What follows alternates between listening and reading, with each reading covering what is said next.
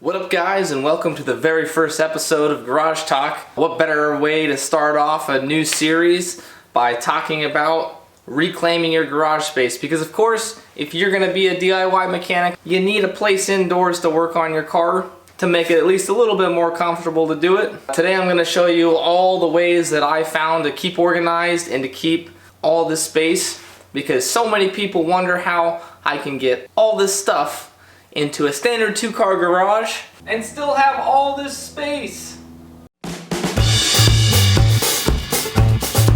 In this series, we discuss all the things that have to do with supporting your passion for cars.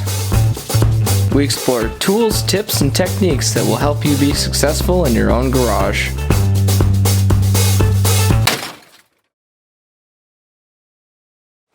Okay, so the first thing I want to talk about is shelving all the way across the right side of my garage.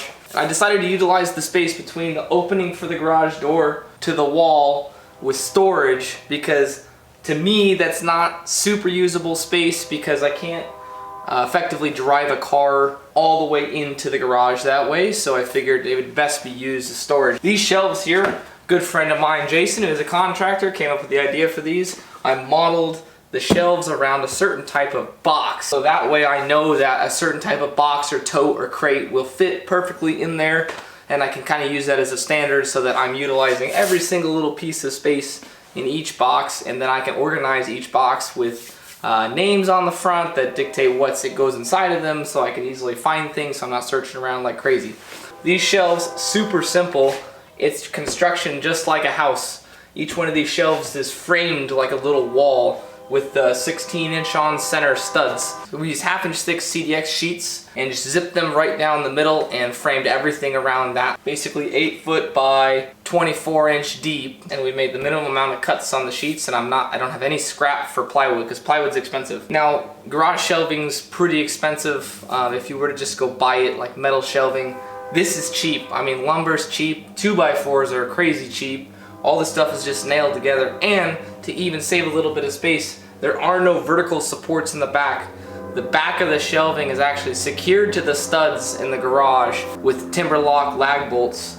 Now, the one downfall to this system is that obviously it can't be moved because it's secured to the wall. But for me, because I'm always going to plan on using this area as shelving space, this kind of works out perfectly. Because I'm short, everything above my head or my arms reach is not really usable space for me. So I decided to do overhead shelving around the garage because I figured I could best utilize my space that's above my head, anything that's out of the way of the center part of the garage, with overhead shelving. We got these shelving brackets that are rated for about 50 pounds each from Home Depot for fairly cheap, and all it is, the shelf itself is just a piece of CDX that I had left over from building the other shelving on the side of the garage. And then it's of course bolted to studs using the timber lock lag bolts, which can hold tons of weight. And I got all kinds of big stuff up there, like my woodworking tools and all kinds of things that I use for storage that I'm not going to access as often, that I can just use as a step stool to get up there. And that helps get a lot of things off the ground, because the whole idea behind this is getting everything out from the center of the garage and scooting it all out to the side so that the magic can happen right in the middle.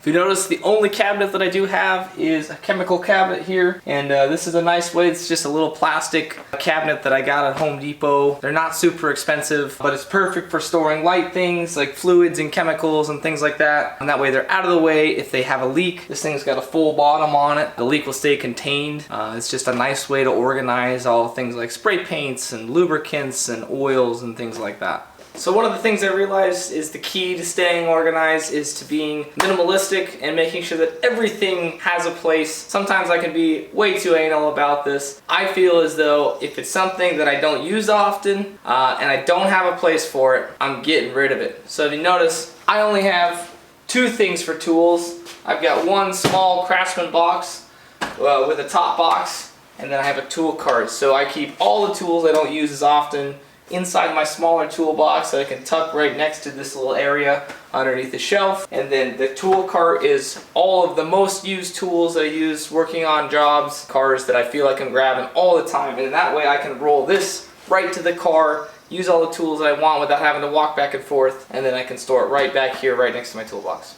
So in addition to the shelving that was made on the right hand side of the garage and the left hand side of the garage, I have this workbench, and when we were building this, I told him that I wanted something that I could be able to set an engine block on and not break.